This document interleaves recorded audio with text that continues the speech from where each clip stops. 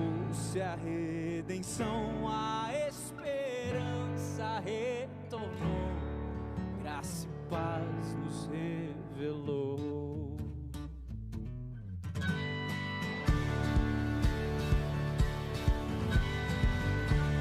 Para acabar, eu posso falar, né? Evanúzia, tira seu som.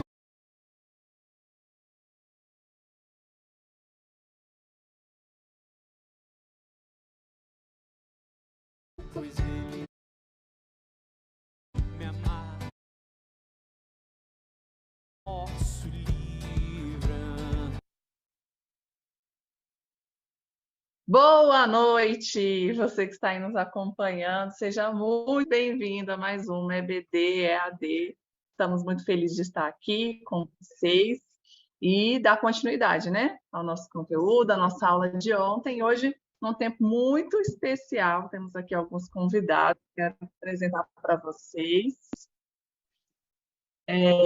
Evanúzia, Tiago, só um minutinho, estamos com um probleminha técnico.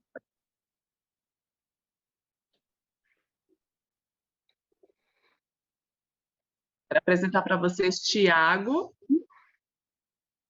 Tiago.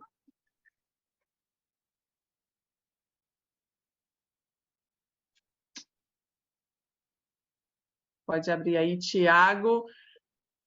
Evanúzia, Thaís, sejam muito bem-vindos. Boa noite. Boa noite. Evanúzia, só me tira uma dúvida, seu celular, eu acho que está com áudio. Você... Eu desliguei. Ah, é? Uhum. Então, eu estou confusa Se o chefe puder consertar aí para mim, eu estou reouvindo a minha voz, depois com um delay. Ah, tá. Eu acho que eu já sei o que é o problema. Pronto. Agora eu identifiquei. O problema estava aqui, ó, entre esse computador e essa cadeira a qual eu estou sentada. Agora já está tudo resolvido. Vamos começar de novo, apresentando agora o pastor Tiago, nosso professor do EBD. Seja bem-vindo. Obrigado. Prazer estar mais uma vez aqui nessa EAD. É um projeto para a gente estar tendo essa interação mais próxima, né? Evanúzia, nossa professora também, deu aula para a gente ontem. Seja muito bem-vinda. Boa noite, muito obrigada pela oportunidade de estar com vocês novamente. E Thaís Hayumi, nossa querida aluna, sempre presente. Boa noite, gente. Bem-vinda. Bom, Obrigada. vamos começar aqui falando um pouquinho de vocês. Né? Começar com a Evanúzia. Evanúzia, conta um pouquinho da sua história para a gente, como é que você se converteu, como é que foi que você conheceu Jesus, como começou a sua jornada? Bom, minha família toda é católica, eu venho de uma educação cristã católica. Com mais ou menos 21, 22 anos, eu conheci o Eduardo, que hoje é meu esposo, e ele já era evangélico. Eu não estava tão satisfeita, não estava me sentindo tão respondida ali na igreja católica, e o Eduardo me convidava para ir para a igreja. E aí eu comecei a frequentar a igreja com ele, lá nós fizemos cursos de discipulado, cursos na igreja, fomos acompanhados, e aí estudar a Bíblia, e isso tudo começou a fazer muito sentido para mim. E logo depois nós noivamos, fizemos curso de noivos na igreja, e aí, de fato, eu decidi me batizar, batizei, casei na igreja evangélica, e a partir daí começou a minha vontade de conhecer, estudar. Fizemos vários cursos de casais na igreja evangélica, participávamos dentro do que nós podíamos, né?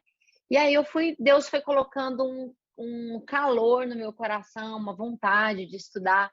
Mas eu te confesso que durante muitos anos eu era uma crente bem domingueira, pastora Natália. E aí, num determinado tempo, trabalhando com pessoas, eu comecei a sentir que eu precisava de um pilar a mais para ajudar as pessoas, que era o conhecimento do aspecto espiritual. E Deus começou a queimar no meu coração para estudar a Bíblia, né? Para E foi onde eu comecei a estudar sozinha. E aí eu descobri na minha igreja a pastora Catiê, que me ajudava muito, até por telefone mesmo. Então ela estudava comigo, ela tirava minhas dúvidas. E aí comecei a aprofundar nos estudos da palavra. E até hoje me sinto insaciável de conhecimento. Parece que quanto mais a gente estuda, mais a gente descobre que não sabe nada, né, pastora? É desse jeito. Quanto mais a gente aprofunda, mais a gente sabe que não sabe, né? E Thaís, Exatamente. você fala um pouquinho de você para a gente, como foi essa história de conversão. Eu me converti aos 11 anos de idade e foi algo assim muito certo, porque eu já tive uma convicção muito nova.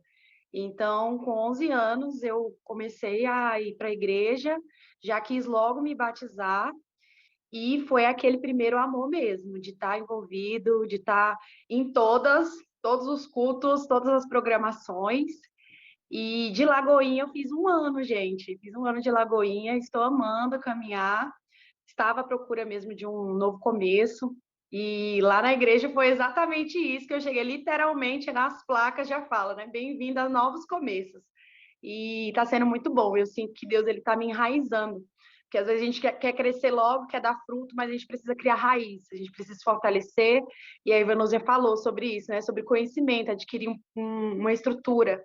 E a EBD está sendo sensacional, eu estou amando, gente. E agradeço também o convite, viu, pastora Natália, pastor Tiago, me senti honrada por esse convite estar aqui com vocês hoje. A gente que agradece a sua disposição. E você está sempre lá na EBD, né? Inclusive, foi a figurinha que a gente lembrou. Vou chamar a Thaís. Você já participava de EBD antes ou sua primeira experiência com a escola bíblica? Já participava, eu sempre fui muito curiosa. E aí, quando vocês fizeram a caravana para Israel, que é algo também que é um sonho para mim, porque quem estuda a Bíblia, acho que sempre tem isso, né, de querer ir lá. E aí, quando eu cheguei e vi a estrutura que a igreja tinha com relação à IBD, eu fiquei assim, muito feliz, porque da igreja que eu era, tinha EBD, mas não tinha essa estrutura que a gente tem lá na nossa igreja, de poder tirar dúvidas também, de ter esse acesso a vocês. E eu amei. Eu já, todo domingo, às vezes eu vou no domingo de manhã por causa da EBD e à noite.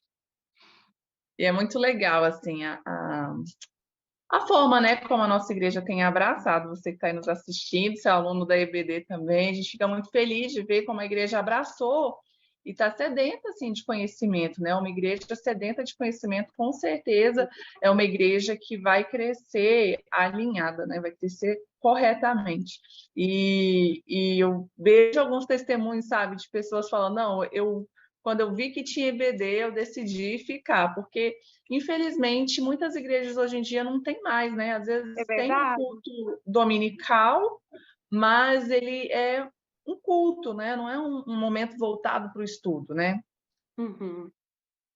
Então, que bênção, que nós estamos aqui, que as portas foram abertas e que vocês abraçaram, né? Esse momento. E vamos lá, pastor Tiago, você quer se apresentar também, falar um pouco? Vamos aproveitar que a gente está falando de EBD, de começos. Fala para a gente, pastor Tiago, como é que foi esse início da EBD? Da onde que surgiu? Porque a EBD vai fazer 2 anos, né? Ano que vem ainda, né? E EBD começou um tempo depois que já existia Lagoinha Brasília, capital. Como que começou essa história de ter EBD domingo de manhã? A EBD foi um projeto inovador assim para mim, né? Eu já dou aula na igreja há muitos anos. Quando eu me converti, depois que eu recebi o Espírito Santo, eu comecei a ter um desejo assim, enorme de conhecimento, de ler a Bíblia, de ler livros relacionados à Bíblia. E com isso daí, com pouco tempo, eu comecei dando aula na igreja, tinha um curso de novos começos, curso de liderança. Aí eu dava aula para todos os módulos que tinha, né? Era sobre a Bíblia, sobre fé, sobre dom, sobre discipulado, liderança, qualquer coisa estava lá, né? E com isso, e foi durante muito tempo, dei aula de teologia sistemática também.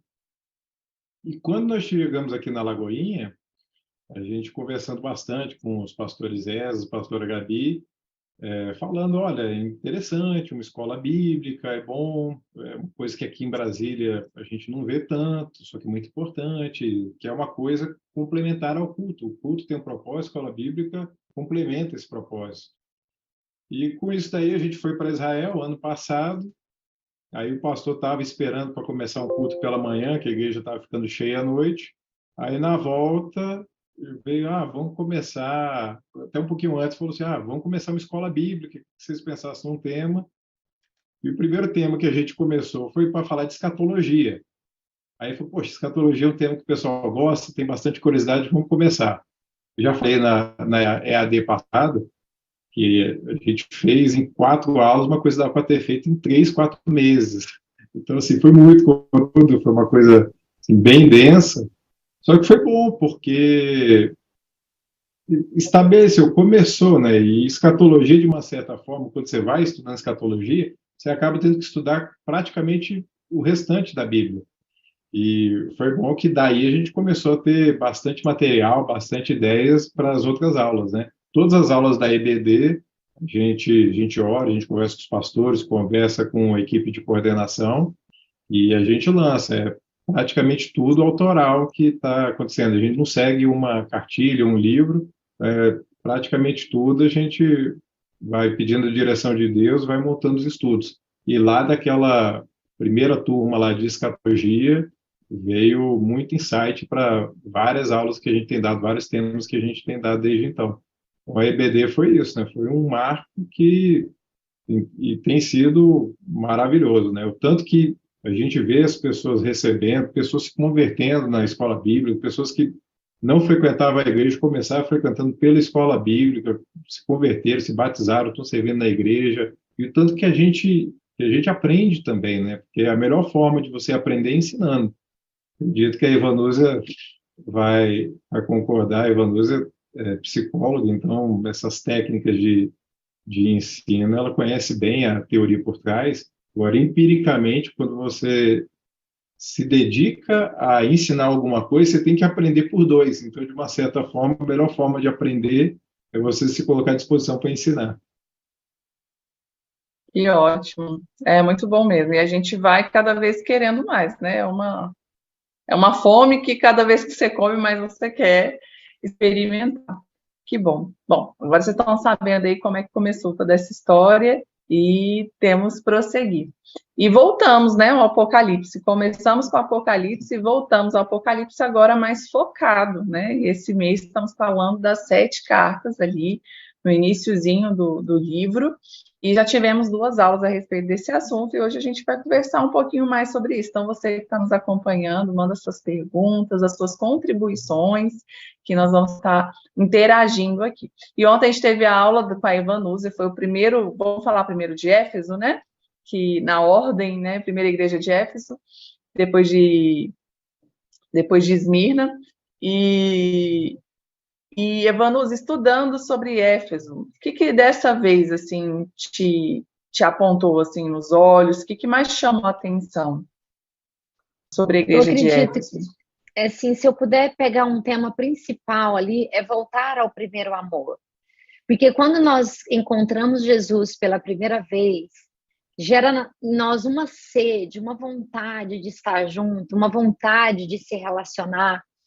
Eu me lembro quando eu comecei a estudar a Bíblia, assim, com essa sede, com essa vontade, como eu disse para vocês, logo quando eu me converti, eu não era estudiosa, eu era bem domingueira mesmo. E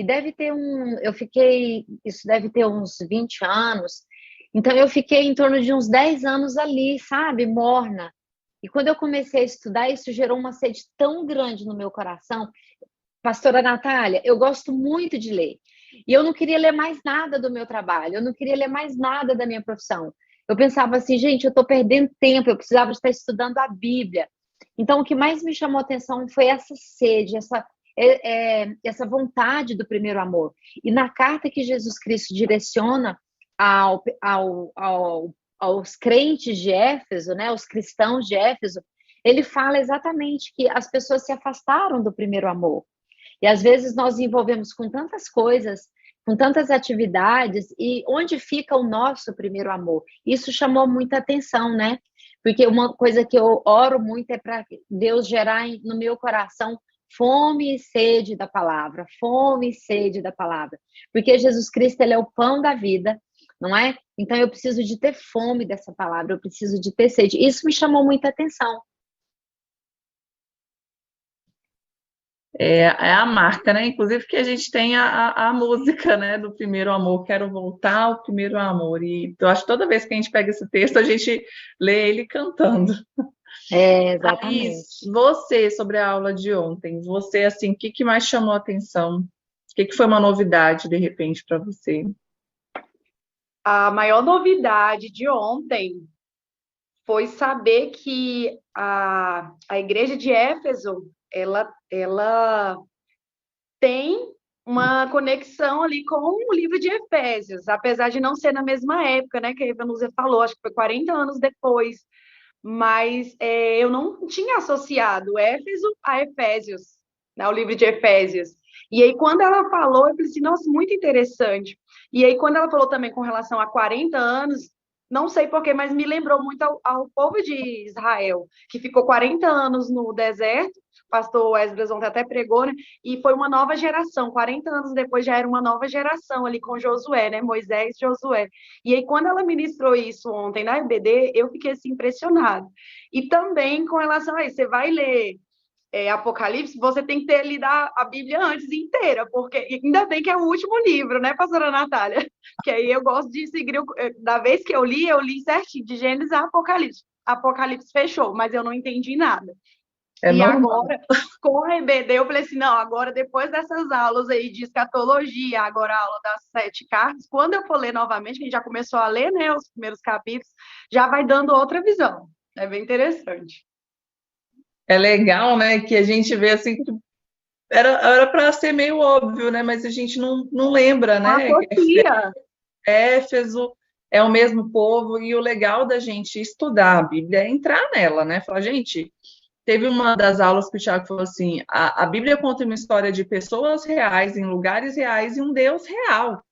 Então, às Uau. vezes, a gente vai lendo como se fosse uma fábula, como se fosse um livro com várias histórias. Não, gente, é uma história, né? Sim. E ela tem que se conectar. E legal você falar aí que o interessante, né, foi vincular o livro de Efésios. E muito interessante também Sim. você falar da geração, né?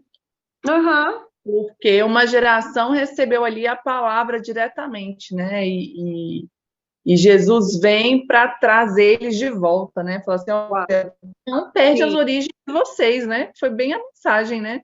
Não perde as origens, não perde a mensagem, né, principal, que é o amor, né? O primeiro amor, a forma como você conheceu, a forma como você se apaixonou. Fala de contaminação, né? De doutrina que estava contaminando, né, Vanúzia? A igreja.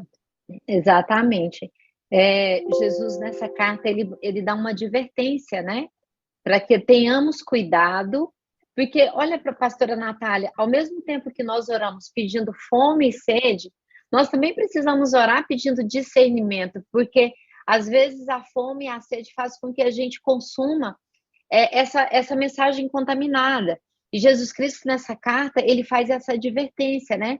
Porque as pessoas trabalhavam muito, as pessoas, mas porém elas se posicionaram contra essa palavra contaminada.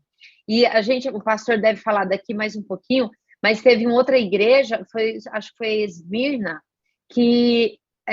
Pérgamo, a igreja de Pérgamo, eles aceitaram essas falsas doutrinas. O quanto que a igreja de Éfeso se posicionou, não, isso não vem do evangelho verdadeiro, a igreja de Pérgamo já acolheu esse ensinamento falso, essas doutrinas que vêm do engano. Então, nós precisamos também de orar e pedir a Deus esse discernimento para que a gente também não consuma falsas doutrinas, falsos ensinamentos, e para a gente ter esse discernimento só estudando a palavra e orando o Espírito Santo, porque é Ele que vai trazer a revelação para nós, né?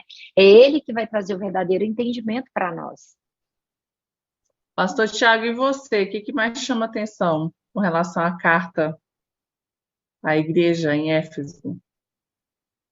Essa carta daí, ela talvez seja a mais conhecida, né, juntamente com a de Laodiceia, que são a primeira e a última carta, e logo no comecinho fala o seguinte, né, que essas coisas diz aquele que conserva na mão direita as 7 estrelas e que anda no meio dos 7 candeeiros de ouro. A igreja é representada como um candeeiro de ouro, né, que seria o menorá, que servia para iluminar. E Jesus disse: vocês são a luz do mundo. Então, a igreja é a luz que vai iluminar o mundo, que vai mostrar o caminho de Deus para o mundo. E quando a gente vai vendo igreja por igreja, o que a Ivanúzia falou, é muito importante a gente entender que cada igreja tem um contexto. A igreja de Jesus é uma só, mas quando a gente pensa em congregações, as realidades são muito diferentes de igreja para igreja. Às vezes eu vejo algumas pessoas comentando, porque a igreja hoje só fala desse assunto. Aí às vezes me perguntam, ele está falando de qual congregação? Porque tem congregação que não fala desse assunto, inclusive. Algumas falam muito, outras nem tocam nesse assunto. E quando você conhece outras igrejas, visita outra igreja, ou então tem pessoas do seu convívio que são de outras congregações, você vê o quanto que tem essa diversidade, que às vezes o foco que está sendo dado em uma determinada igreja é bem diferente do foco que está sendo dado em uma outra igreja. E a nossa tendência é generalizar conforme a nossa visão particular, né? Eu estou vendo alguma situação, eu tendo a expandir isso como se todas as pessoas estivessem vivendo a mesma coisa. E as 7 igrejas mostram que existem realidades distintas. Congregações passam por situações distintas. Aqui em Brasília mesmo, se a gente for ver de uma congregação para uma outra, que às vezes está a poucos metros da gente, talvez tenha uma realidade bem distinta. Quanto mais quando a gente pensa no mundo inteiro. Quando a gente pensa a igreja na China, a igreja no Japão, a igreja nos Estados Unidos, a igreja na Argentina, cada uma tem uma peculiaridade. E Jesus trata na individualidade de cada igreja. Jesus conhece cada particularidade. Ele sabe onde está o ponto de melhoria, onde está o elogio, e ele sabe dar o direcionamento para cada igreja. É importante a gente ouvir a voz do Espírito, para a gente saber o que a gente tem que levar para a gente. E a igreja de Éfeso, o recado era esse: olha, vocês têm uma doutrina boa, vocês são perseverantes, vocês têm obras muito boas, só que aquela paixão, aquele amor que vocês tinham, se perdeu no meio do caminho. E às vezes as pessoas perdem Deus no meio da obra de Deus. Elas estão fazendo tanta coisa para Deus que não tem tempo com Deus. E o mais importante é a nossa comunhão com Deus. Depois, o que a gente pode fazer para servir as pessoas. Mas, em primeiro lugar, tem que estar nosso relacionamento com Deus. Desde Jefferson, eu vejo esse recado para a gente, né, para todos nós. O primeiro amor, você sempre resgatar a essência da paixão por Jesus. Márcia e Pastora Maria Natália. para a gente, né? Sobre fazer para Deus e o estar com Deus. Pode falar, Vanusa. Quando o pastor Tiago, ele falou assim, o bom da gente poder ensinar alguém é que a gente tem que estudar antes, né? Muito antes. E Deus primeiro ministra para a gente, Deus primeiro trabalha a gente. E como, assim, Jesus anda na igreja, né? No momento do culto, no momento do louvor. E quantas vezes, como isso, assim, ministrou o meu coração, e até agora isso tem falado. Quantas vezes a gente se distrai? Eu imagino Jesus passando ali, olhando para mim e falou: tô aqui, você não vai prestar atenção? Tô aqui querendo falar com você. E a gente, às vezes, está distraído com alguma coisa que vai acontecer durante a semana, ou o que aconteceu ontem. Ou, às vezes, eu estou tão ansiosa porque eu estou indo ali buscar uma resposta, uma direção. Eu estou tão focada no problema que eu esqueço de olhar para Jesus que está ali circulando no meio de nós. Como foi forte ter esse entendimento e essa clareza, assim, sabe? Foi mesmo, muito interessante você ter falado sobre isso.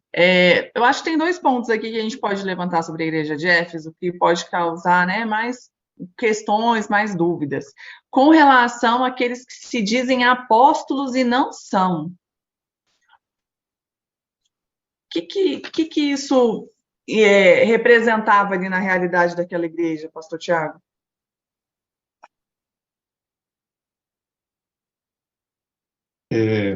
Apóstolo, a palavra significa enviado.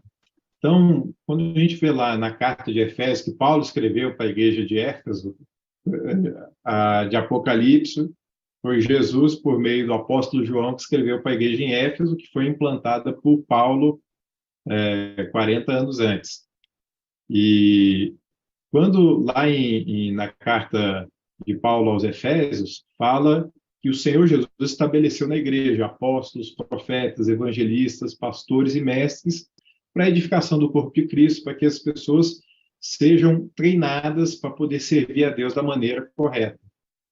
E apóstolo, hoje em dia, voltou-se a se utilizar de uns 15 anos para cá, 20 anos talvez, o termo apóstolo, e era na igreja primitiva utilizado, além mais dos 12 apóstolos também. A própria Bíblia mostra isso. O apóstolo é o missionário de trabalho.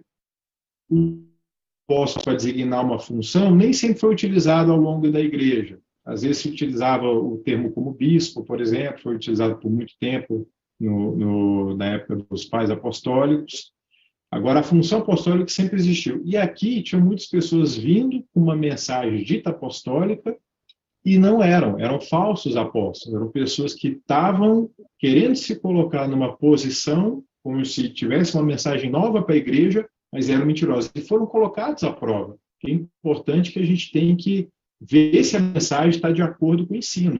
Eles não rejeitaram as pessoas no primeiro momento, mas colocou ele à prova e viu, opa, vocês não são aprovados. Vocês não são o que vocês estão dizendo que é. A mensagem que vocês estão trazendo não está de acordo com o que o Senhor Jesus e os demais apóstolos ensinaram. E a Evanusa, acho que tem algumas coisas para falar para a gente também desse assunto. Nesse capítulo, ele fala muito dos nicolaítas, né? Que são... o que é isso, né? De onde surgiu isso? Os nicolaítas, ele vem de nicolaísmo mesmo, né? Uma heresia que se infiltrou ali dentro da igreja primitiva.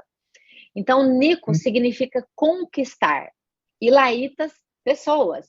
Então, eram formas que eles encontravam para conquistar essas pessoas, mesmo que seja por meio de palavras de enganos mesmo, né?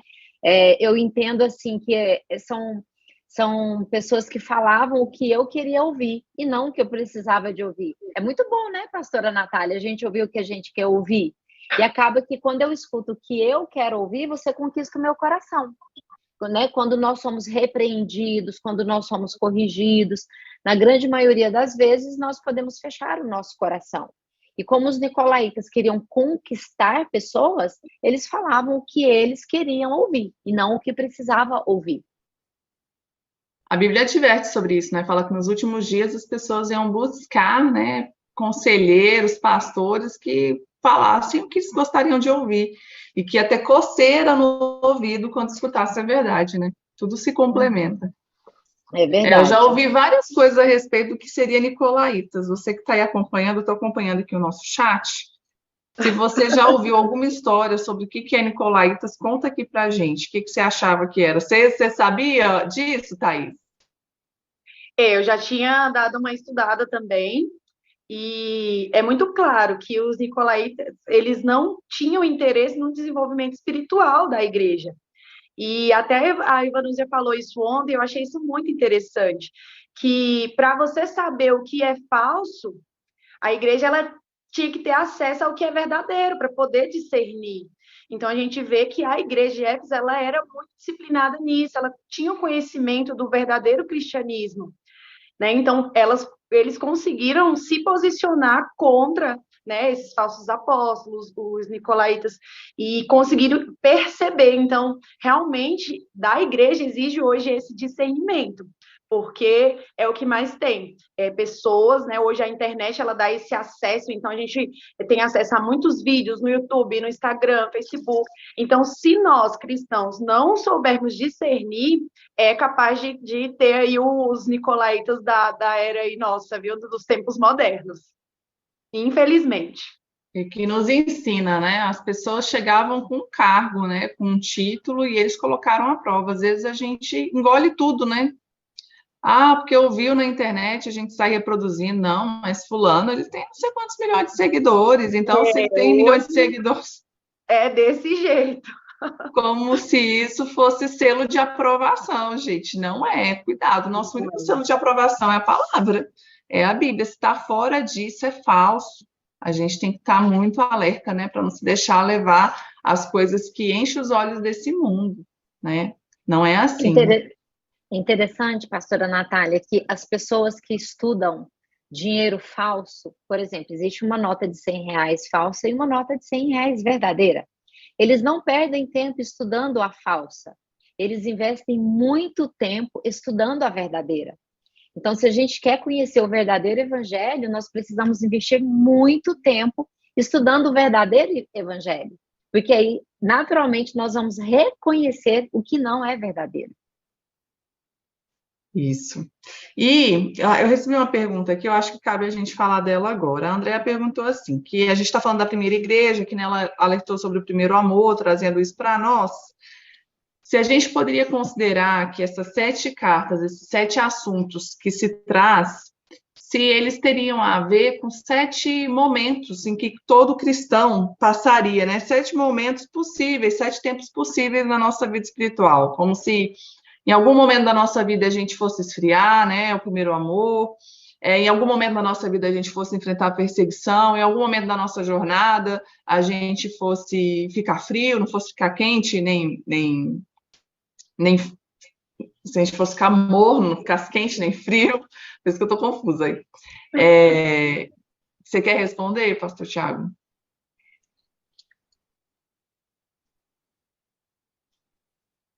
Eu acho que travou ali a internet dele. Voltou? Estão me ouvindo? Sim, agora sim.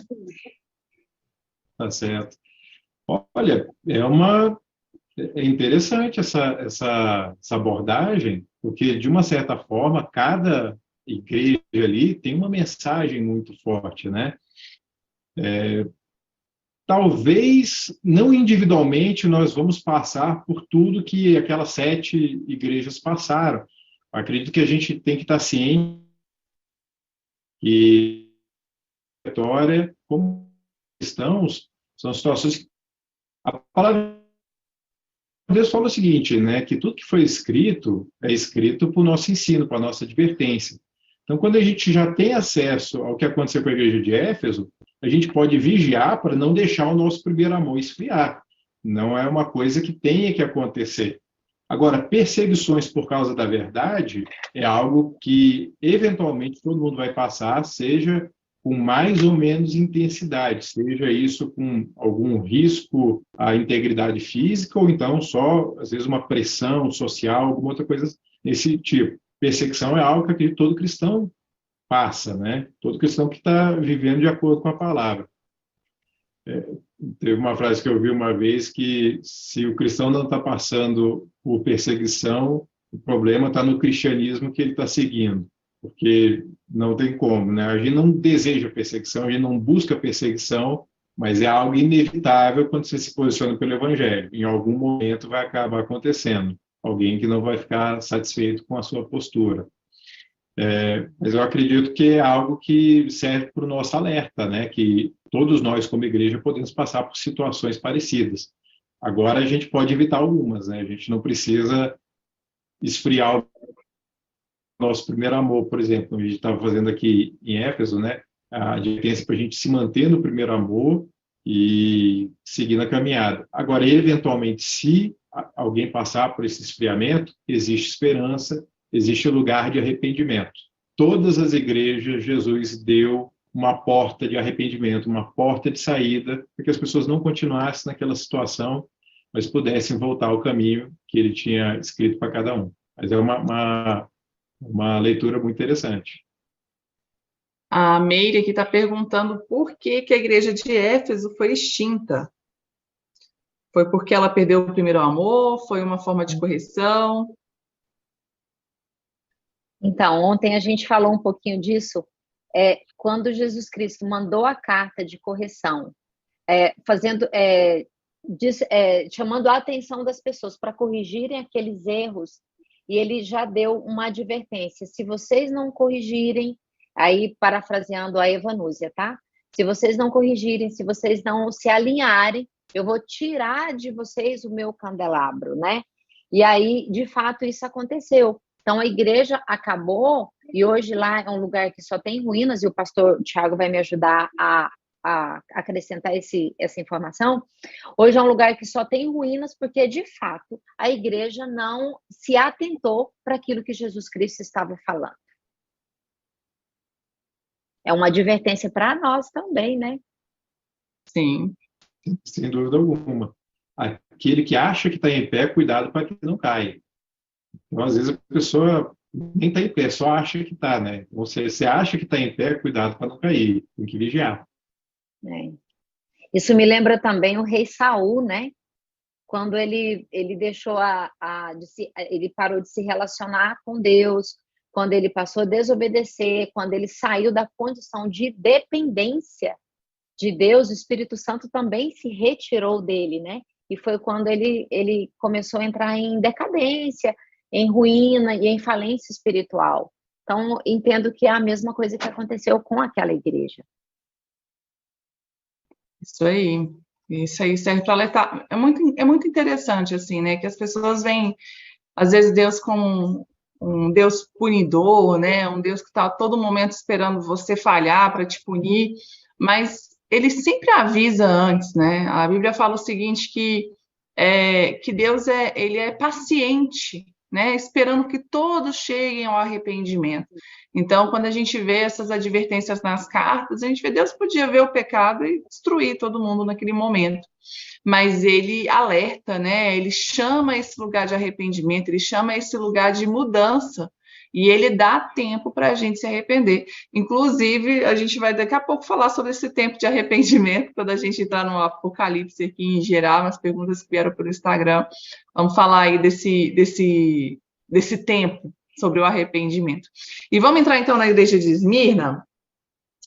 O que significa Esmirna? Tem uma curiosidade aí sobre o nome, não tem? Pastora, eu posso só... Eu vi uma pessoa aqui no YouTube que colocou uma observação, que aí talvez depois a gente não volta mais? Não sei. Pode falar. A origem, né, desses nicolaítas, uma pessoa colocou uma observação. Existem vários tipos de pensamento. Lá em Atos 6:5, dizem que pode ter surgido dos seguidores de Nicolau, que Nicolau aparece pela primeira vez lá em Atos 6:5. Existe uma linha de pensamento também que diz que é uma seita gnóstica para influenciar as comunidades cristãs. Existe uma outra linha que diz que são apenas pessoas que seguiram e divulgaram os ensinamentos dos falsos apóstolos.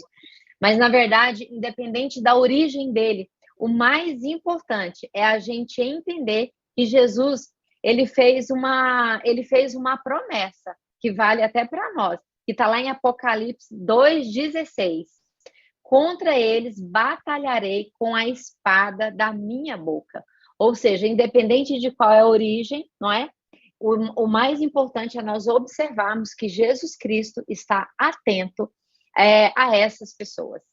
Só isso que eu queria responder o irmão que colocou essa observação lá. Ah, ótimo. Se puder me colocar aqui como host da reunião, eu queria compartilhar aqui umas fotos com vocês. Vou abrir o nosso álbum de família para mostrar ali as ruínas de Éfeso, porque foi das 7, né, das 7 cidades que a gente foi, das 7 igrejas, é dos lugares que mais tem estrutura, assim, do que permaneceu, porque era uma cidade realmente muito importante, era uma cidade muito proeminente ali para aquela época. Então, a gente vê que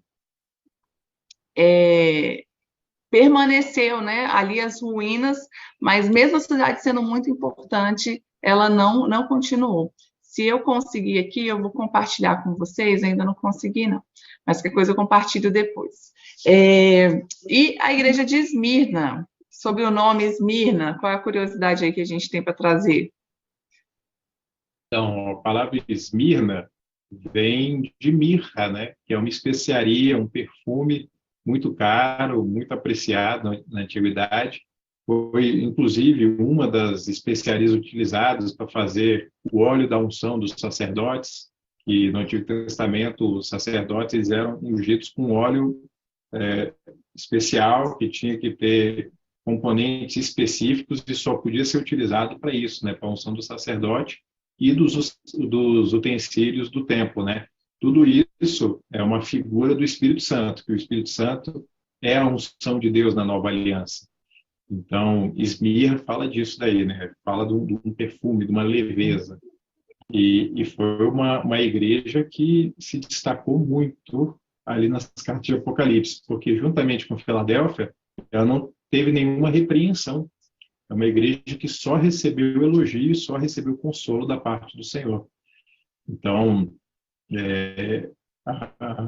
a carta de Esmirna fala muito da perseverança que a gente tem que ter em meio a situações difíceis. A igreja em Esmirna estava sofrendo perseguição, estava tendo uma oposição muito grande por parte dos judeus e por parte dos romanos, e ela se manteve fiel e ela perseverava até as últimas consequências.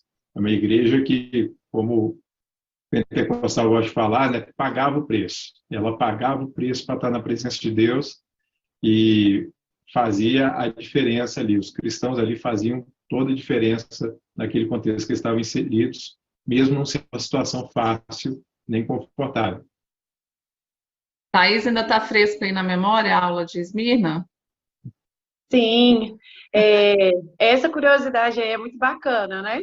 E me fez lembrar quando Jesus nasceu, que ele recebeu presentes e tinha mirra também, né? E teve uma vez que eu vi um estudo que falava que a mirra ela representava o sofrimento que Jesus iria passar. E Esmirna fala também um pouquinho disso, né? Do sofrimento da igreja, exatamente, né? Eu falei, quando eu li, né, assim, nessa vez, quando eu li para a gente poder dar aula, eu falei assim, essa carta aqui é um incentivo, né? É um incentivo a permanecer firme, mesmo em meio às perseguições, né? E foi realmente uma igreja exemplar. Vanuzi, alguma coisa, assim, sobre Esmirna que te chamou a atenção? O que te gerava dificuldade? Eu acho que permanecer mesmo, né? Imagina a gente como igreja. Ontem, quando eu comecei, eu imaginei assim, Jesus Cristo mandando uma carta pra gente, pastora. Imagina uma igreja receber uma carta onde ali só tem elogios. Imagina como Jesus Cristo se alegrou com aquele povo, né? Imagina assim, como o coração do Senhor falou, meu Deus, é isso, não é? Então, assim, que nós possamos ser essa igreja, né? Que alegra o coração do Senhor, onde a gente tem mais acertos, onde a gente está com a vida completamente alinhada, trabalhando, servindo, amando, se posicionando. Então, eu penso que Jesus Cristo, ele fala, gente, é isso que eu quero para o meu povo. Isso me impactou muito, assim, sabe? Imagina nós agradarmos ao Senhor a esse ponto. Realmente é muito, muito gratificante, né? Se receber essa mensagem de Jesus, o próprio Jesus falando contigo coisas boas e dando uma esperança, né? Talvez se você ouvisse essa mensagem e falasse, nossa, mas não falou coisa boa, porque ele falou assim, vocês vão enfrentar perseguições, vocês vão enfrentar problemas, mas não tenham medo. Sobre os 10 dias, pastor Tiago, o pessoal às vezes tem dúvida, né, em relação a isso, se esses 10 dias eram literais, que esses 10 dias queriam dizer? No estudo do livro de Apocalipse, a gente vai encontrar com vários números. E prazos, datas, essas são as partes mais difíceis do estudo de Apocalipse. Porque a gente vai falar um pouquinho aqui mais na hora das perguntas, né? Dependendo da linha que a pessoa entende ser mais adequada para interpretar o Apocalipse, os eventos do fim dos tempos, ela pode ir por uma linha mais literal ou por uma linha mais simbólica, né? Considerando que fosse um período temporal, a gente não tem o registro do que aconteceu naquele período, quando que foi o start, mas quando a gente pega a mensagem para os dias atuais, que a gente entende? Que Deus sabe do sofrimento que a gente passa e o sofrimento que a gente passa é limitado. Fala o seguinte, olha só como que Jesus falou no versículo 10 do capítulo 2. Não temas as coisas que tens que sofrer. Então, alguns sofrimentos a gente vai ter que passar por amor a Jesus. Jesus, ele veio nos mostrar o caminho. E ele falou, aquele que me ama, aquele que quer me seguir, negue-se a si mesmo, tome a sua cruz e siga-me. Porque quando a gente ama o Senhor, algumas coisas a gente tem que abrir mão. E toda vez que a gente abre mão de alguma coisa, isso traz um certo sofrimento. Eis que o diabo está para lançar em prisão alguns dentre vós, para ser expostos à prova e tereis tribulação de 10 dias. Então, ele está falando que o diabo iria colocar alguns na prisão. Então, iria acontecer. Às vezes a gente vê uma visão muito triunfalista da igreja, como se a igreja não pudesse passar por nenhum tipo de tribulação, nenhum tipo de sofrimento, como se isso fosse uma coisa que fosse contra a vontade de Deus. E aqui a gente vê o próprio Senhor Jesus falando que o diabo iria fazer isso e ele não ia impedir o diabo de fazer isso. Olha só que coisa interessante, né? Uma coisa que talvez choque a teologia de muitas pessoas. É o próprio Senhor Jesus falando. O diabo vai lançar alguns de vocês, mas olha, vai ser limitado. O poder do diabo é limitado. O diabo não tem poder para fazer o que ele quer. Porque o Senhor Jesus governa sobre todas as coisas. Todo joelho na terra, no céu e debaixo da terra se dobra o nome do Senhor Jesus. Então, Jesus está falando, você vai ter uma tribulação, mas ela é limitada. Ela vai ter uma data para começar e vai ter uma data para terminar. Então, quando a gente está passando por uma tribulação, ela tem data para terminar. Algo que eu aprendi é o seguinte, que o deserto nunca passa. A gente que passa por ele. O deserto vai estar lá o tempo todo. O povo de Israel passou pelo deserto. O deserto não passou por eles. Então, tem uma tribulação, a gente vai perseverar, a gente vai passar por ela. A gente vai se levantar e vai perseguir e vamos enfrentar todas as coisas e vamos ser vencedores. E o Senhor Jesus já nos garantiu isso. E ele fala, não tenha medo. E por que a gente pode ter essa segurança de não ter medo, mesmo tendo a certeza de uma tribulação como a igreja de Esmirna? E o Senhor está conosco. E ele garante o nosso futuro. É importante isso, você, essa visão triunfalista, né? Parece que a gente aceitou Jesus, agora está tudo lindo, tudo maravilhoso, seus problemas acabaram. Talvez eles estejam começando, pensando nessa realidade aqui natural, nessa realidade terrena. Você falou de sofrimento, eu lembrei, essa semana eu estava escrevendo sobre isso, e eu falei, né, que o sofrimento, ele é inevitável, ele é um professor, e ele nem sempre vai ser uma consequência de pecado, porque a gente olha para o sofrimento de uma maneira muito, muito ruim, né? Como se a gente tivesse errado, como se Deus estivesse punindo a gente, mas passar por sofrimento, passar por tribulação é como um ouro que está sendo refinado, né? E a Bíblia fala tanto de ouro refinado, do ouro tirar as impurezas, é no meio dessas adversidades, no meio dessas situações difíceis, que de fato nós somos santificados, aperfeiçoados, e que as coisas ruins ficam e a gente sai com a parte boa disso tudo, né? Olhar para o sofrimento com essa perspectiva nos faz tirar proveito dele e não sermos vítimas desse sofrimento. A Evanúzia, como psicóloga também, né? Pode falar um pouco dessa forma de encarar, né? Como a Bíblia ensina para a gente, como é que isso pode interferir na forma como você conduz a sua vida. Uhum. O que eu costumo dizer para as pessoas que o que nos afeta não são os fatos, mas como cada um de nós interpreta os fatos. Então, quando nós estamos numa dificuldade, num sofrimento, eu costumo fazer assim, perguntar para Deus qual é o propósito dessa dor. O que Deus quer trabalhar em mim? Qual é a oportunidade que Deus quer me mostrar? E é nessa dor, não sei se vocês que estão nos acompanhando aí, talvez faça sentido para você. No momento que a gente está com dificuldade, é o momento que a gente mais se humilha. É o momento que a gente mais procura Deus, é o momento que a gente mais procura. Talvez em outros momentos a gente procura, né? Mas quando a gente está passando por uma dor, quando a gente está passando por uma dificuldade, e o deserto não necessariamente é a falta, porque no deserto Deus mandou pão, Deus mandou água, Deus mandou tudo, né? Então, o deserto não necessariamente significa falta, mas às vezes uma dor é quando a gente mais procura a Deus. Então, talvez o propósito da dor é de fato fazer com que a gente persevere, né, na fé. O medo não é a ausência de fé, como muitas vezes a gente escuta por aí, pastora. Eu acredito que às vezes o medo e a dor trabalha a minha fé. O medo e a dor, ele faz com que eu caminhe com mais disciplina na direção que Deus tem para mim. Olha o que diz aqui no capítulo 2, no versículo 9. Eu conheço as suas aflições e a sua pobreza, mas você é rico. Olha que poderoso entender isso. Nós somos ricos porque nós temos um Deus que não nos abandona. Nós temos um Deus que nos supre em todas as circunstâncias, mesmo quando eu acho que eu estou passando por um momento de dor e por um momento de provação. Deus está ali falando, permanece, persevera que eu estou contigo, mesmo quando a gente não sinta isso. Deus está trabalhando o nosso caráter, Deus está movendo a nossa fé. E eu costumo dizer que às vezes a nossa dor, Deus está trabalhando um ministério. Gerando, né?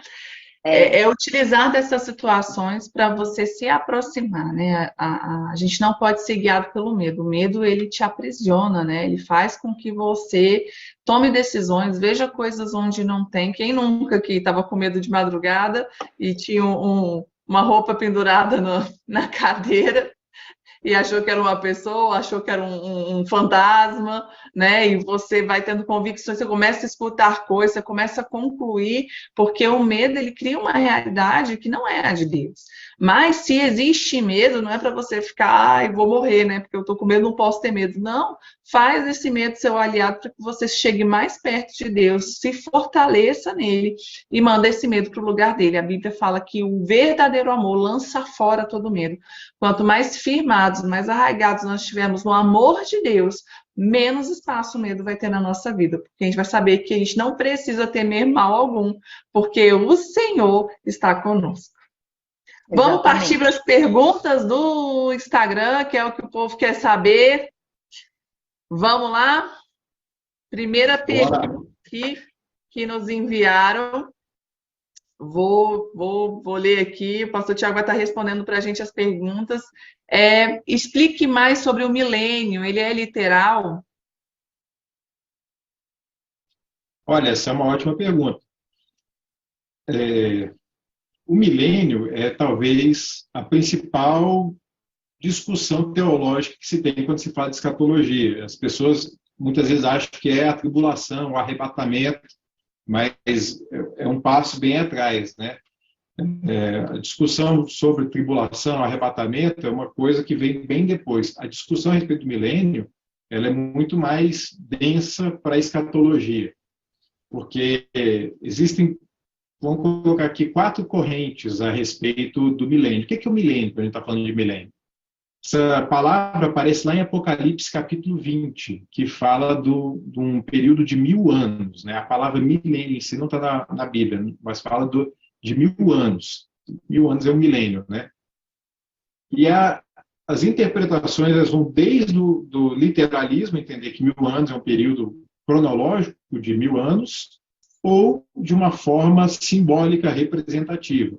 E tem pessoas que entendem que até esse período de 1000 anos desse governo, desse reinado de Cristo, ele já está acontecendo ou ele vai acontecer no futuro.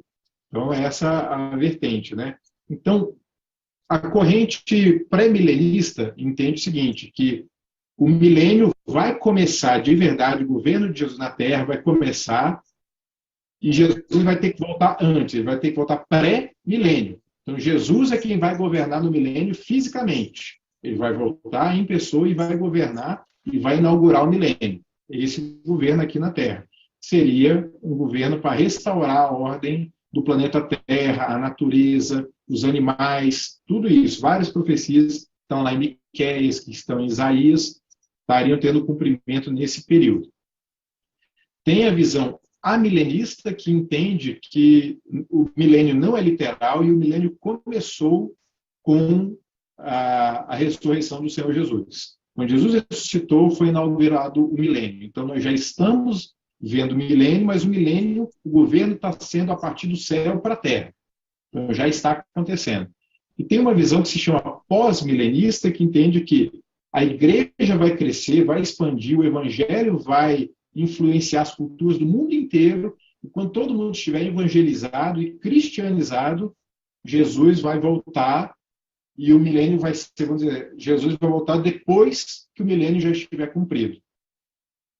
Então, pré-milenista, Jesus vem e começa o milênio. A milenista, o milênio já está acontecendo e não é literal. Pós-milenista parece com a milenista, a igreja está implementando o milênio e Jesus vai voltar depois que tudo já estiver pronto. É como se fosse a cereja do bolo, vamos colocar assim. A visão pós-milenista, ela se auto-intitula mais otimista, né? Porque ela vê que tudo vai melhorar. Todas as outras visões entendem que o evangelho vai expandir, mas vai ter perseguição e vai ter uma grande tribulação. A pós-milenista entende que não vai ter grande tribulação. A grande tribulação já aconteceu no passado. Basicamente é isso. Então, milênio é literal? Segundo a visão pré-milenista, sim. Vai acontecer um governo aqui na Terra e até nisso tem alguma divergência. Tem uma corrente, a dispensacionalista, que é a pré-tribulacionista, entende que vai ser literal 1000 anos cronológicos, e tem a vertente histórica, que é mais antiga, que entende que pode ser 1000 anos ou pode ser simplesmente um grande período de tempo. Não necessariamente tem que ser 1000 anos cronológicos. Mas vai ter aqui na Terra um governo e vai ser por um grande período de tempo, que pode ser de 1000 anos ou não, não necessariamente. O amilenismo entende que não é literal. E o pós-milenismo também entende que é simbólico, né, a visão do milênio. E no meio dessa sopa de letras, quem está ouvindo aí deve estar falando assim, meu Deus, eu achei que eu estava entendendo, depois eu descobri que eu não estava entendendo nada. Como que cada um pode fazer para, por si só, saber, né, o que é coerente, o que não é, o que eu acredito, o que eu não acredito, da onde que tiraram tantas teorias dentro de uma mesma Bíblia? Pronto. A própria natureza da escrita de Apocalipse, ela é muito simbólica, e todo mundo concorda em relação a isso. A divergência está se entende que algumas coisas são literais ou se tudo vai mais para o simbólico. Então, vai mais nessa divergência. Normalmente, a gente segue a visão que nos foi apresentada no começo, né? Então, a igreja onde você se converteu diz muito sobre qual vai ser a primeira visão que você vai ter a respeito disso. Então, você vai aprendendo escatologia muitas vezes passivamente. Alguém fala uma coisa, aí fala uma outra coisa, você vai juntando, vai montando seu quebra-cabeça. E o desafio que a gente tem quando a gente vai ler a Bíblia, a gente não acha exatamente aquelas coisas que a gente ouviu tanto, né? O que é que está escrito isso aqui que o arrebatamento é antes, que é depois? Onde é que está falando essa palavra que eu escuto falar tanto? A primeira coisa que eu digo é, antes de chegar em Apocalipse, busque entender bem os evangelhos. O que Jesus falou sobre o fim dos tempos? Já falamos na EAD passada, Mateus capítulo 24, Lucas capítulo 13, Lucas capítulo 21, Marcos capítulo 13, falam bastante a respeito dos acontecimentos do fim dos tempos. As cartas de Paulo falam de uma forma mais espalhada a respeito disso, e depois chega lá no livro de Apocalipse, que retoma até várias profecias do Antigo Testamento. É muito difícil uma pessoa que não estude, não pegue livros de escatologia para entender, ela consiga ir muito a fundo, porque existem algumas questões que você tem que pegar do grego, pessoas que estudaram do grego, pessoas que estudaram do hebraico, para você ter alguns entendimentos mais aprofundados. Mas, como eu falei, o mais importante de tudo isso é você ter a certeza que Jesus vai voltar. Tem a certeza da vida eterna. Inclusive, o que é interessante, a grande comissão de Jesus fala de escatologia, fala do fim dos tempos. Quando a gente prega o evangelho, a gente tem que falar do fim dos tempos. Jesus falou o seguinte, ide pregar o evangelho, ide por todas as nações, pregue o evangelho a toda criatura, façam discípulos, batizem-os em nome do Pai, do Filho e do Espírito Santo, estes sinais seguirão os que creem, em meu nome expulsarão demônios, falarão novas línguas, pegarão serpentes, se tomar algum motivo não lhes fará mal. E lá no finalzinho de Mateus, no capítulo 28, eu estou falando Marcos e Mateus ao mesmo tempo, lá no finalzinho de Mateus 28, fala o seguinte, e eis que estou convosco até a consumação dos séculos. Então, na grande comissão, Jesus já falou, essa terra, esse século que você conhece, tem um prazo de consumação, vai acabar em algum momento. Então, para a gente pregar o evangelho, a gente tem que pregar que Jesus vai voltar. Essa é uma certeza que todo cristão tem que ter, independente da linha escatológica que ele se sinta mais à vontade. Eu acredito que o mais importante é você saber por que você acredita no que você acredita. O ponto mais perigoso é quando a gente sai repetindo, né? Do que a gente leu num livro, do que a gente ouviu alguém falar, do que a gente viu num filme, tá aí, né? O Deixados para Trás. Eu construí, né? Tudo aquilo que eu acreditava do fim dos tempos, eu construí em cima do Deixados para Trás. Eu assistia todos os filmes, né? Mas eu nunca tinha lido Apocalipse. Então, tudo que eu pensava sobre o fim do tempo, eu pensava com base nisso. E olha como isso é perigoso. Já pensou se essa linha dessa pessoa, né? Se você misturou um monte de assunto e você está acreditando errado? Por que é importante isso, né? Porque às vezes a gente olha para Apocalipse e essas linhas de entendimento, parece que é só discussão teológica, mas a forma como você vê o fim dos tempos vai guiar como você vai viver a sua vida. Já parou para pensar nisso? Se você acredita que Jesus vai voltar e depois vai ficar, se você acredita que vai ter que ter determinados tipos de sinais antes de acontecer, você vai levando. Vou contar o meu exemplo.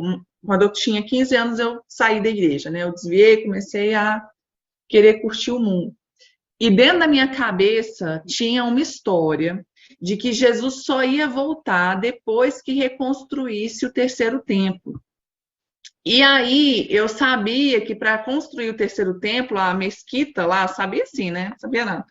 A mesquita lá, o domo da rocha, tinha que ser destruído. Eu falei, bom, aquele monumento fica no centro de Jerusalém.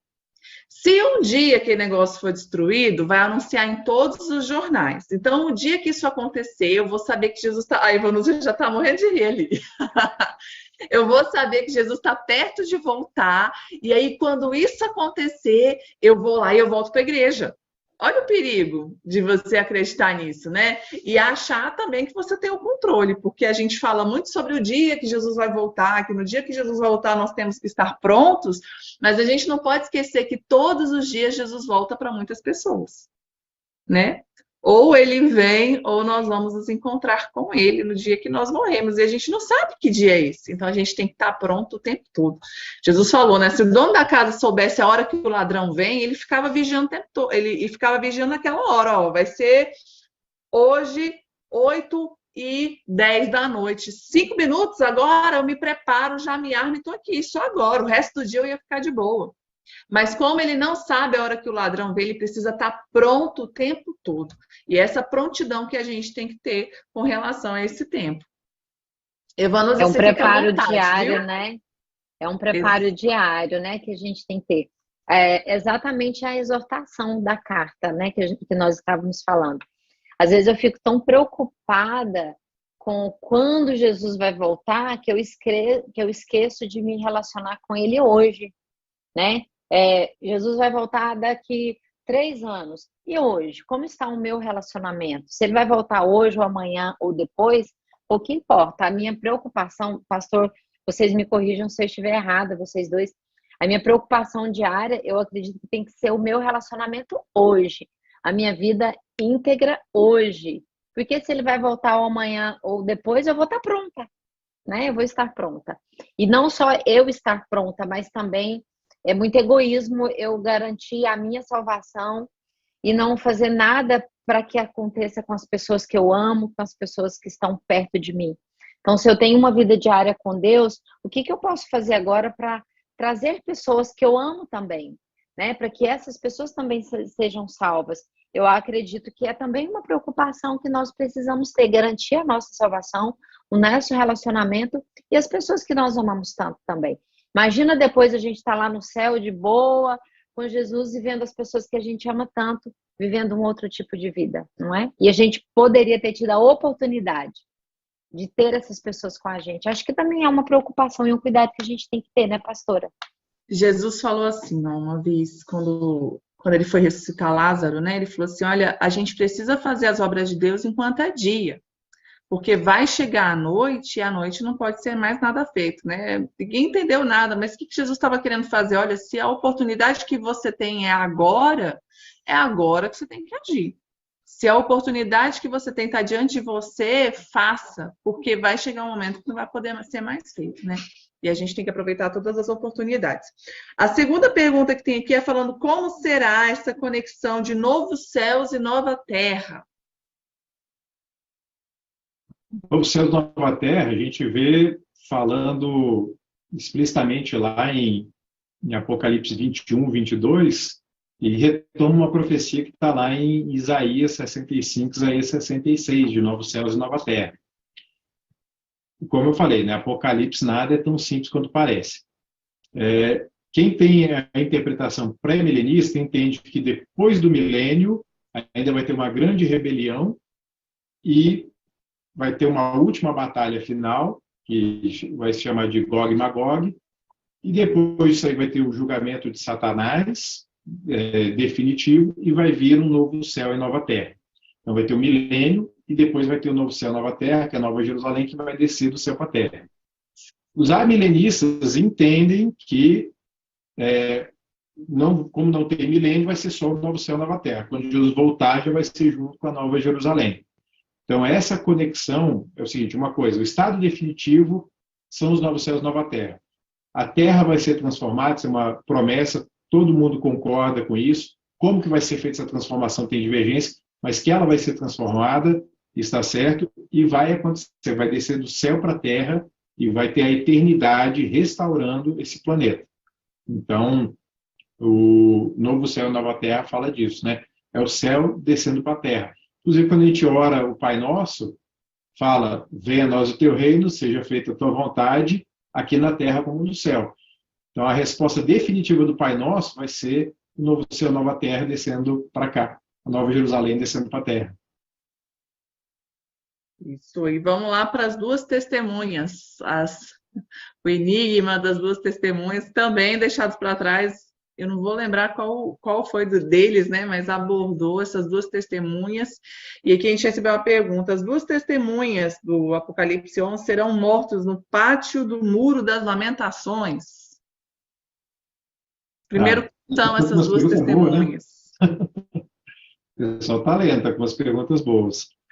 Deixa eu só ler aqui a passagem de Apocalipse 11, para todo mundo ficar aqui na mesma página do que a gente está falando dessas duas testemunhas, né? Para ninguém ficar perdido. Vamos lá. Apocalipse capítulo 11 fala o seguinte, versículo 3. Darei autoridade às minhas duas testemunhas para que profetizem durante 1260 dias vestidos de pano de saco. São essas duas oliveiras e os dois candelabros que estão de pé diante do Senhor da terra. Se alguém pretende causar-lhes dano, da boca dessas testemunhas sai fogo e devora os inimigos. Sim, se alguém pretender causar-lhes dano, certamente deve morrer.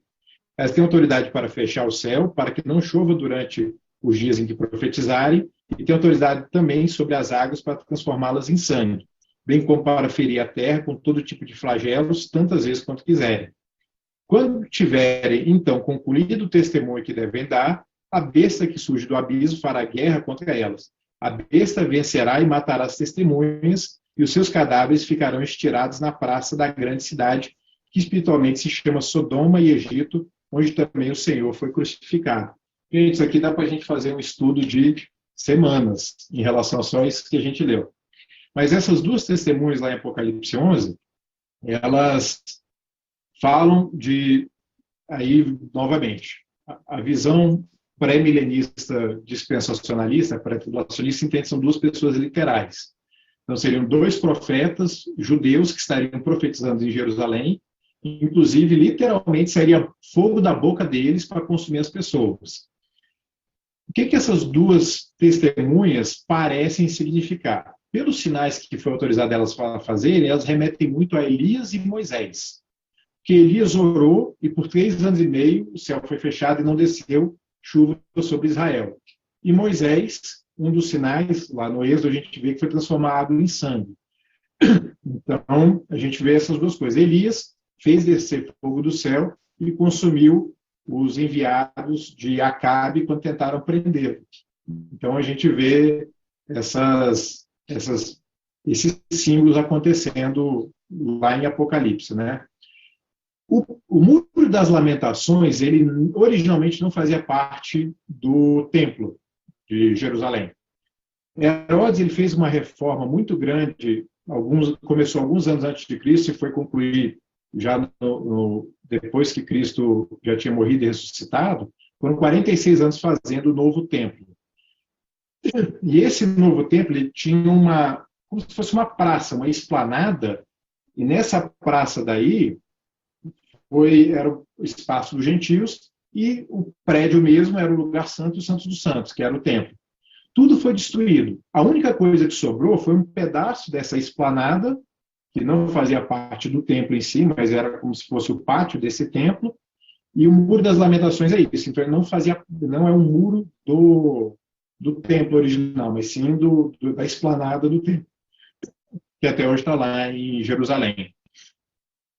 A interpretação mais literal entende que vai ter uma reconstrução do templo, vai ter uma nova versão do templo lá em Jerusalém, e esse templo seria o palco onde essas duas testemunhas estariam profetizando.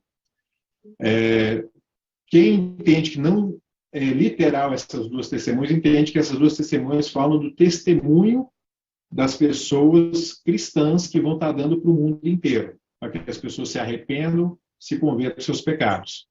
Então, essa é a interpretação, tem outras também, né? Mas as principais interpretações das duas testemunhas. Então, não seria no Muro das Lamentações, porque o Muro das Lamentações seria uma parte externa ao templo. Então, teria que ser alguma coisa que seria reconstruída para dentro. Não existe hoje, em Jerusalém, um local semelhante a esse, que está em Apocalipse 11. Inclusive, os judeus, né, hoje ainda, eles esperam ansiosamente esse momento de poder fazer a reconstrução do templo. O templo é um lugar sagrado para o judeu, né? E ele ser privado disso era ser privado da adoração a Deus, né? Que é o lugar onde ele adora, onde ele sacrifica. E a gente não fala mais de sacrifícios hoje em dia, porque a gente entende que Jesus foi o nosso cordeiro perfeito, sacrifício único no nosso lugar de uma vez por todas, né? Mas o judeu, ele não tem Jesus. Né? O judeu que não se converteu, ele não acredita em Jesus, que o Messias veio. Então, ele ainda acredita na necessidade de sacrifícios. E para fazer os sacrifícios, eles precisam do templo. E se tem lá em Israel toda a preparação para a construção do novo templo. Por que ele não é construído, já que tem todas as condições de se construir? Porque o lugar é sagrado. Né, o lugar onde o templo tem que ser, foi construído. Por que não constrói em outro lugar? Não, porque aquele lugar é o lugar sagrado. E aonde é o lugar que se localizava o templo, que acredita-se, né, que localizava o templo, é onde tem uma mesquita dos muçulmanos, né, e eles não abrem mão daquele espaço. Então, fica aí nessa eterna briga e não sabemos, né, se isso de fato, como isso vai acontecer, mas os utensílios, inclusive, quando vocês tiverem a oportunidade de ir a Israel, não deixe de visitar o Museu do Templo, é um lugar muito legal, e lá que tem toda essa preparação já bancada por empresários, por judeus muito ricos que estão aguardando esse momento assim crucial na vida deles. E falando desses últimos tempos, das duas testemunhas, caminhando ali para o finalzinho, tem uma pergunta aqui falando se quando tiver o arrebatamento, quem ficar vai ter tempo de se arrepender? Vai ter outra chance? Aí a pergunta vai ter gente que vai ficar?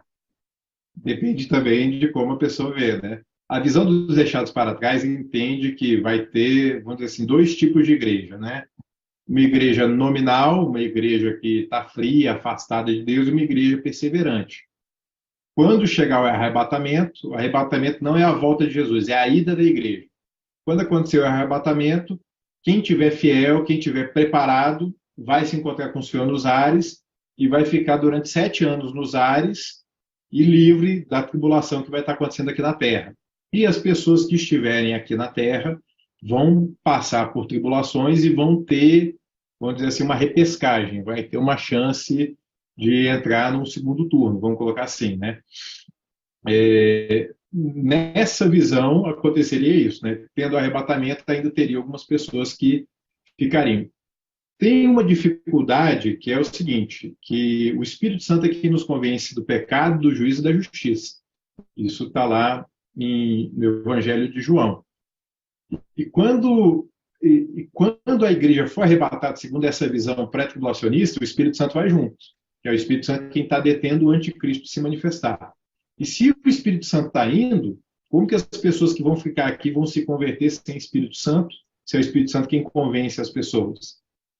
Eu, pessoalmente, eu acredito que o Espírito Santo é eterno, ele estava desde Gênesis, no capítulo 1, o Espírito de Deus pairava sobre a face do abismo, então, quando houve a ordem de haja luz, o Espírito Santo fez isso acontecer, o Espírito Santo foi movido pela palavra de Deus, que é o próprio Senhor Jesus, a palavra encarnada, e houve todas as coisas. Então, o Espírito Santo vai estar aqui até o final. Não acredito que o Espírito Santo vai sair da Terra em qualquer momento. Essa interpretação que o Espírito Santo vai ser retirado da Terra, eu acho muito difícil, principalmente considerando que pessoas vão se converter depois. Como que vai se converter sem o Espírito Santo? Não existe novo nascimento se você não nasce do Espírito. E você não consegue nascer do Espírito pela sua própria força. Então, eu acho um pouco perigosa essa interpretação de achar que tem uma segunda chance. Eu acredito que nós temos uma chance, que é essa que nós temos aqui. E quando o Senhor voltar, vai haver o arrebatamento. Agora, se vai ser antes ou depois da tribulação, isso aí tem a divergência. Agora, ficar contando que vai ter uma segunda chance aqui na Terra, como o filme diz, eu acredito que é um pouco arriscado. Cuidado. Eu lembro da parábola do rico, né? Lázaro e o rico, que o rico, quando estava ali queimando, né, sofrendo no inferno, ele fala assim, deixa eu ir lá contar para os meus irmãos. Fala, não pode, não tem como você ir. Não, então, vai alguém lá e Jesus contando a parábola fala assim, nem que alguém ressuscite dos mortos, eles acreditariam. Por quê? Jesus estava falando, eles não acreditaram nos profetas, eles não acreditaram na mensagem, e o próprio Jesus foi esse que morreu, que ressuscitou e que falou, e mesmo assim não se converteram. Então, o arrependimento, ele é uma disposição do seu coração, ele não é uma negociação que você faz. Quem está disposto a se arrepender, Jesus chama a gente, né? Deus fala com a gente, se arrependam no tempo que se chama hoje.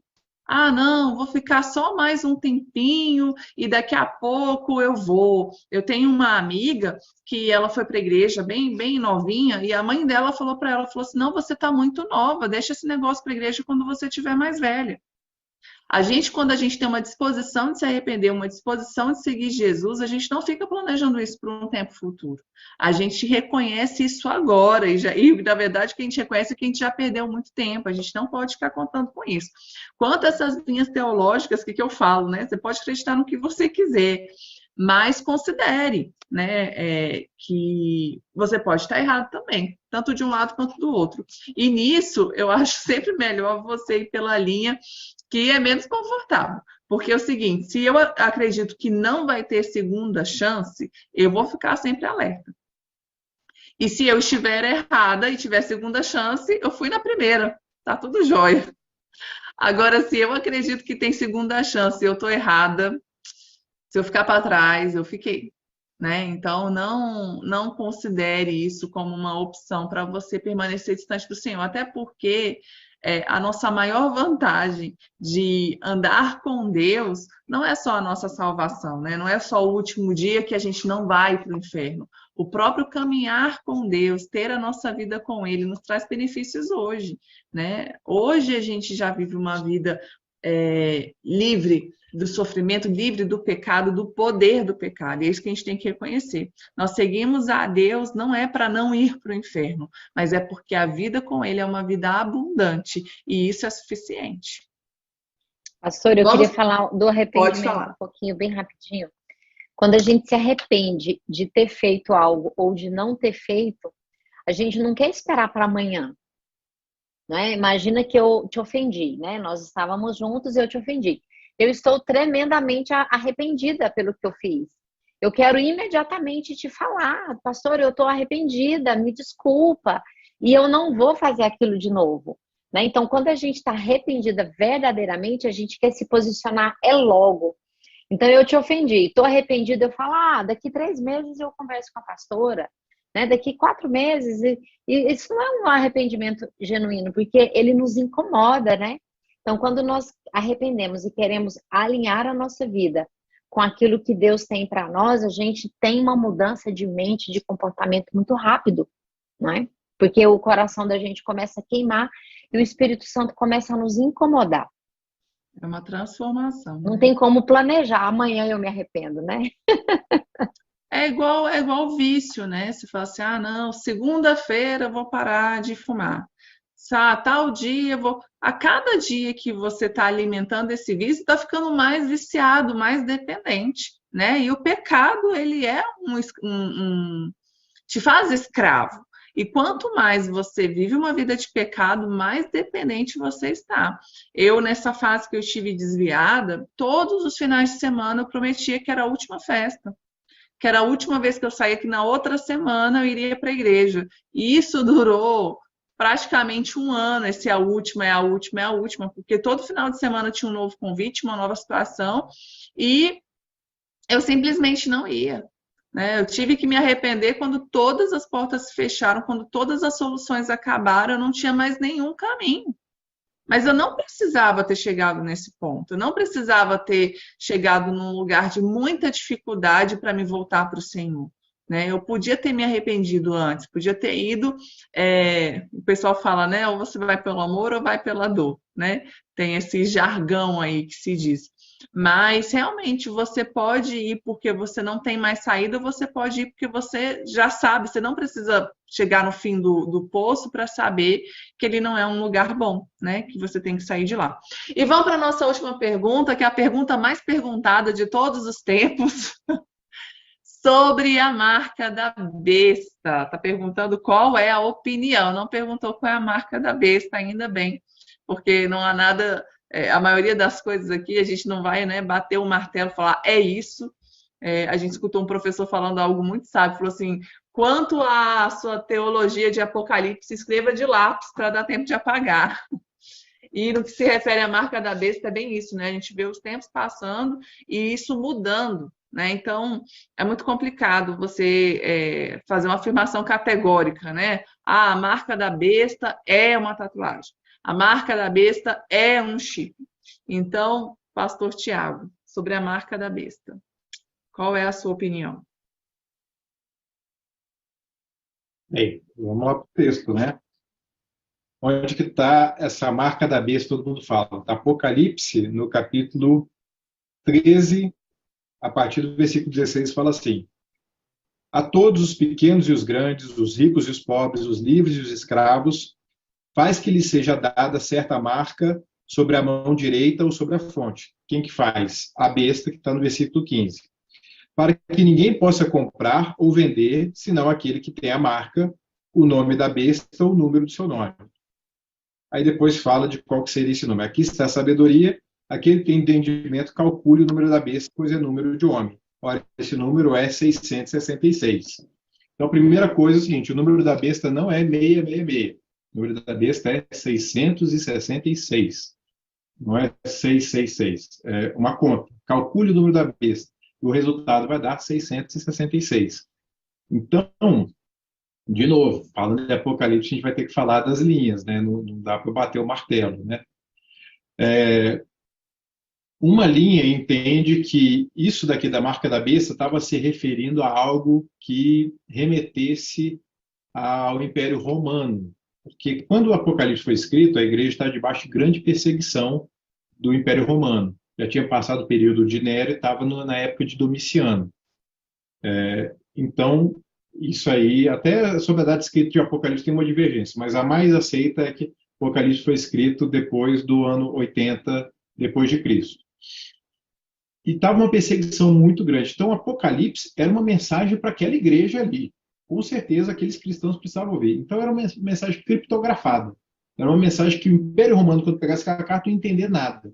Mas os cristãos, quando lessem, falaram assim, entendi o recado. Então, uma das leis de interpretação é que 666 seria um cálculo relativa ao nome do César Nero, que naquela época já estava morto, mas que a perseguição remetia ao que Nero fazia, que matar os cristãos era uma coisa, era uma realidade que a igreja ainda teria que enfrentar, aquele nível de perseguição que Nero colocou. Na teologia tem um nome que chama de gematria, né, que os nomes eles têm uns números, e conforme esses números você consegue calcular o número da pessoa, né? Então, por exemplo, Evanúzia. Aí o E tem um valor, o V tem um valor, o A tem um valor, aí calcula, aí dá um número que seria o número de Evanúzia. Então, essa linha entende que Kaiser Nero, o Nero César, daria 666. Uma outra, e expandindo, o anticristo final, porque Apocalipse tem essas duas camadas, né? Algo que estava acontecendo, mas que remetia ao tempo do fim. E esse último anticristo remeteria a Nero, teria o mesmo nível de ódio e de perseguição aos cristãos que nem Nero teve. Então, seria isso. Agora, o que é essa marca? Apocalipse mostra que tem dois caminhos, bem claro. Tem o caminho de Deus e tem o caminho da besta, tem o caminho do mundo. Tem a Nova Jerusalém e tem a Grande Babilônia. Então, o tempo todo tem esses paradoxos em Apocalipse, são antagônicos. Essa marca da besta é para todos aqueles que não são selados pelo Cordeiro.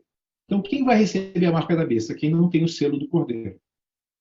Quem é de Jesus não recebe a marca da besta. Então, esse para mim é o grande ponto. A marca da besta é para quem não serve a Jesus. Quem serve a Jesus é selado com o sangue do Cordeiro, tem a marca do Cordeiro. Essa pessoa já está carimbada por Deus. Nós já recebemos o selo de Deus. Não vai ter a marca da besta.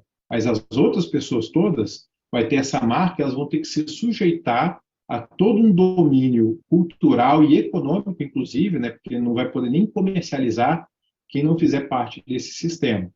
Então, a gente entende que a marca da besta tem a ver com essa separação, tem a ver com um domínio cultural da forma de pensar e dos meios de produção. Tanto que fala que essa marca vai ser na testa ou na mão direita.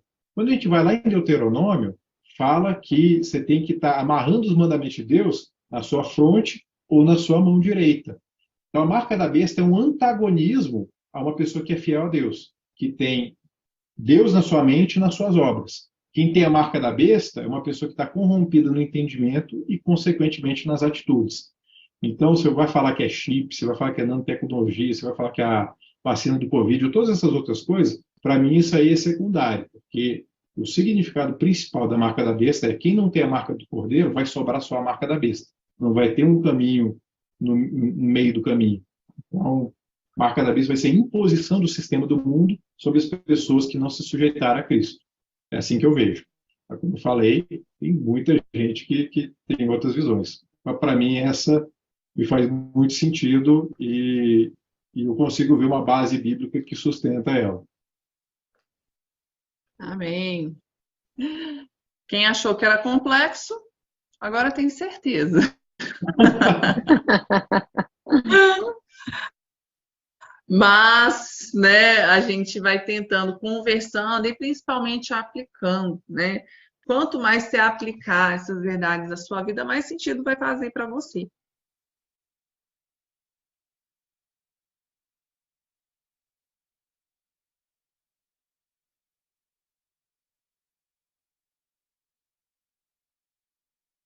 Né? Que isso? A gente fala muito sobre a leitura, não é uma fala. A internet você deles assim, tá bom. Pastor Thiago? O que isso me ensina a respeito de... Oi, voltei? Voltou. Voltamos. Então, vamos repetir, né? Quando você lê um texto, você tem que pensar sobre o que isso te ensina a respeito de Deus, o que isso te ensina a respeito de você mesmo, e o que esse texto te ensina a respeito do que você deve mudar na sua vida.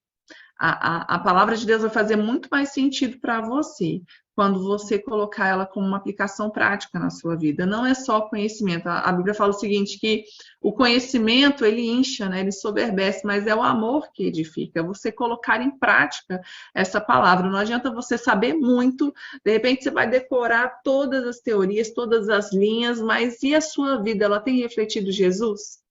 Ela tem refletido esse temor? né? Temor tanto no sentido como você se porta individualmente, como você se porta em relação às outras pessoas. No fim das contas, é isso que importa. O nosso querido pastor Márcio, a respeito, né, das visões escatológicas, ele fala: nós temos que amar a volta de Jesus, né? Nós temos que estar preparados. E estude, se aprofunde, leia, releia, né? Seja fiel àquilo que Deus colocou nas tuas mãos. Mas, acima de tudo, saiba que você precisa estar todos os dias refletindo Jesus, se relacionando com pessoas e sendo, né, um pequeno Cristo nessa terra. Amém? Amém. Suas últimas palavras, Evanúzia. É agradecer por essa oportunidade. As pessoas que fizeram perguntas, parece que são pessoas que estudam, né? Recomendar o Carisma. Quem quer conhecer a palavra, quem quer estudar a Bíblia, o Carisma é uma excelente oportunidade. Mas que o nosso interesse em conhecer não seja meramente didático, mas um conhecer para relacionar. Porque às vezes nós estamos tão preocupados com as curiosidades e com a didática que nós esquecemos de nos relacionar. E muito obrigada e que Deus abençoe cada um que esteve aqui conosco. Amém. Pastor Tiago, suas últimas palavras. Muito obrigado por quem nos acompanhou. As perguntas, como a Evanúzia falou, foram ótimas, assim, perguntas de quem realmente é interessado. Algumas a gente não conseguiu responder aqui, a gente vai estar respondendo lá no Instagram. E falar para vocês, né, que é muito importante você se relacionar com Deus pelo Espírito e pela palavra. Você só pode se chegar a Deus se você tem uma comunhão espiritual e por meio da palavra. Tudo que você conhece tem que gerar fruto. Tem que gerar fruto de amor, de alegria, de paz. Tem que gerar ganho para outras vidas. Tem que te ensinar a ser um servo melhor, ser alguém que reflete melhor Jesus para o mundo. É muito importante você ter conhecimento, mas não adianta nada você ter a cabeça inchada e o coração vazio. Então nós temos sim que buscar ter conhecimento, mas sempre sermos abundantes em boas obras, cheios de amor. O apóstolo Paulo fala o seguinte, que todas as suas obras sejam feitas em amor. Quando a gente anda no caminho do amor, a gente consegue conviver com quem pensa diferente, a gente consegue sempre buscar o melhor para as outras pessoas, a conduzi-las no caminho do Senhor. E nesse próximo mês que nós vamos continuar estudando Apocalipse, esse é o convite. Busque conhecer mais dos últimos tempos para que você possa ser uma pessoa mais efetiva, mais amorosa, que ganhe mais pessoas para Jesus, porque o tempo está se cumprindo. Amém. Quero agradecer a vocês por compartilharem do coração desse conhecimento também conosco. Quero agradecer a Thaís, que esteve conosco aqui. Ela não pôde ficar até o final, mas nossa gratidão a você, Thaís, por estar não somente aqui, mas todos os domingos nós estamos juntos, aprendendo juntos, crescendo juntos. Você que está nos acompanhando online, muito obrigada pela sua participação aqui no chat, pela sua, né, interação conosco, por estar assistindo e querendo conhecer mais do Senhor. E um agradecimento especial à equipe, né? Tem uma equipe que fica aqui nos bastidores, que é quem tem possibilitado essa EBD-AD acontecer, a gente poder dar continuidade ao nosso tempo ali, que é tão curtinho, né? Nos domingos pela manhã passa voando, e aqui também está na mesma unção, né? Está passando voando esse tempo, e isso é um bom sinal. Então, agradecer muito ao Alisson, especialmente, ao Youssef, especialmente, está aqui sustentando, né? Está segurando aqui essa live para que vocês possam estar nos acompanhando com toda qualidade e carinho, né? Esse carinho sendo transmitido aqui através desse servir. Muito obrigada. Nós aguardamos você na próxima EBD-AD. Fica ligadinho, não perde. Um abraço, Deus te abençoe. Tchau. Obrigada. Tchau.